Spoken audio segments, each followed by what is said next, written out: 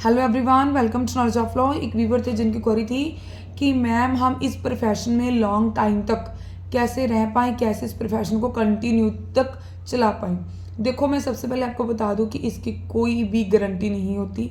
जब हम कोई भी इंडिपेंडेंट काम स्टार्ट करते हैं एज ए प्रोफेशनली, तो भाई उसमें टाइम लगता है। कुछ चीज़ों को ध्यान से सुनना और आप बताना कि आपका क्या पॉइंट ऑफ व्यू है। ठीक है, मुझे अच्छा लगता है क्योंकि मुझे आपसे जो भी आपके व्यूज़ होते हैं उससे बहुत कुछ सीखने को मिलता है, बहुत कुछ पता चलता है और उन्हीं चीज़ों से चीज़ें मुझे भी सीखने को मिलती हैं। ठीक, देखो, सबसे पहले एक वकील का क्या काम होता है, लोगों को, जो भी उनका क्लाइंट होता है, उसे एज ए जस्टिस दिलाना। तो आप खुद बताना, ठीक, मुझे कि क्या सही है या गलत है। पहली चीज़ मैं आपको बताई कि एक वकील का क्या काम होता है, अपने क्लाइंट को जस्टिस दिलाना।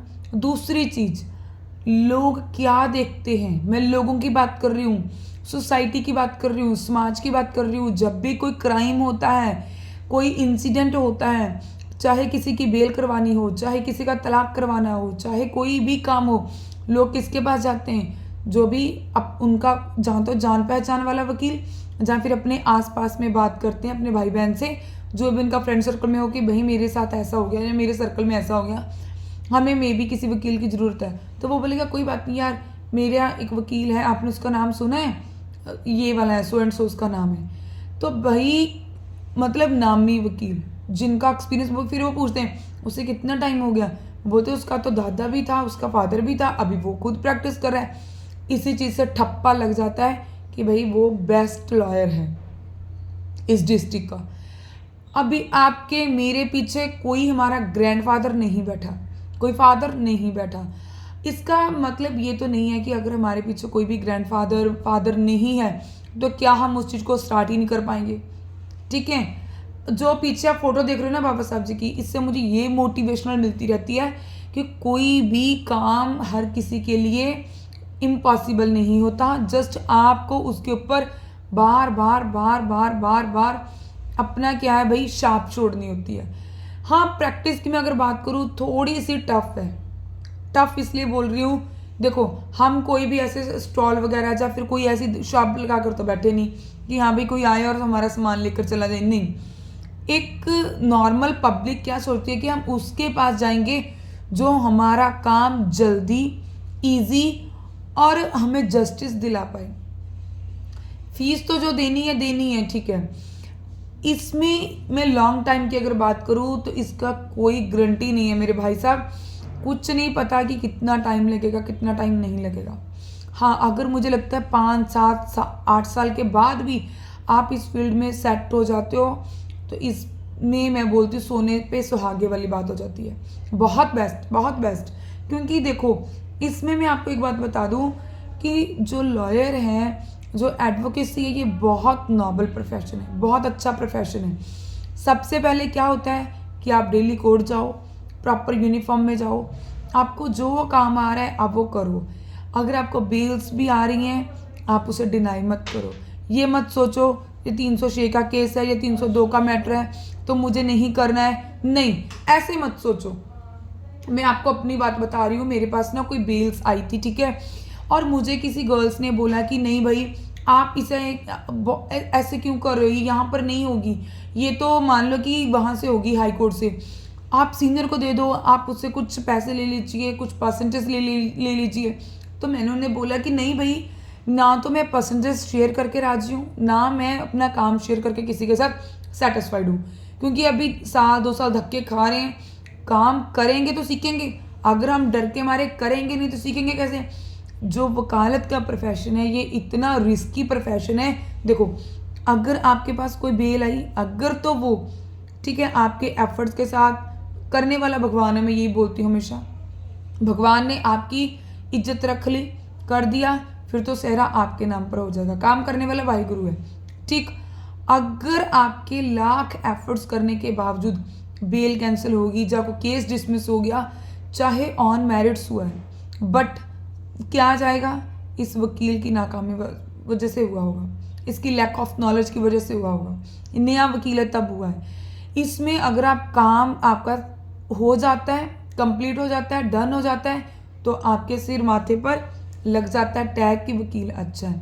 अगर ऑन मेरिट्स आपका कोई भी मैटर डिसमिस हो गया, बेल कैंसिल होगी, तो आएगा वकील नहीं आता, अभी से पता कुछ नहीं। यही चीज़ें होती हैं। अगर काम आ रहा है तो काम, इसमें वकालत में क्या होता है, स्टार्टिंग में 5-7 साल में काम आ रहा है तो वो सक्सेस होना मस्ट भी इम्पॉर्टेंट हो जाता है नए वकीलों के लिए।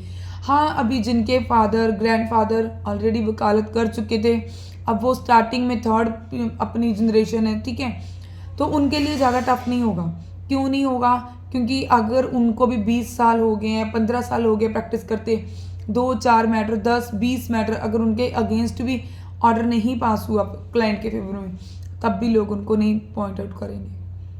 कोई बात नहीं, क्योंकि उनके तो डेली में उनके देखो 100 केस लगे होते हैं। कुछ सीनियर ऐसे होते हैं, अगर डेली के 100 केस लगे होते हैं, 4 केस 5 केस भी अगर ऑर्डर पर है, तो रोज के अगर 4-5 जो केस ऑर्डर पर हैं, 4 केस में से मान लो 1 केस डिसमिस हो गया, अगर 3 केस उसके फेवर में चले गए, तब भी क्या है, वकील का नाम बढ़ गया। ठीक है, हम सब क्या है, हम नहीं हैं, हमें कुछ नहीं पता, हमें जस्ट ये है कि हमें ये काम करना है, करना है, करना है, करना है, बस। ऐसा नहीं होता कि मैं ये भी चीज़ बोलूँगी, ऐसा नहीं होता कि अगर फादर ग्रैंडफादर बैकग्राउंड है तभी हम करेंगे, ऐसे तो हम कोई काम ही नहीं कर पाएंगे। फिर अगर हम कर पा रहे हैं, हम कर रहे हैं, तो शायद हमारी जनरेशन में कोई ना कोई कर पाए। किसी ना किसी को तो स्टार्टिंग करनी पड़ेगी। ऐसा नहीं होगा कि आपको बनी बनाई खीर खाने को मिल जाए, नहीं। फिर आपको जो काम आ रहा है आप करते रहो। बेल आ रही है, बेल करो। कोई केस आ रहा है, केस करो। केस को कैसे ड्राफ्ट करना है, कैसे फाइलिंग करनी है, उस पर अलग से वीडियो बन जाएगी, ठीक है।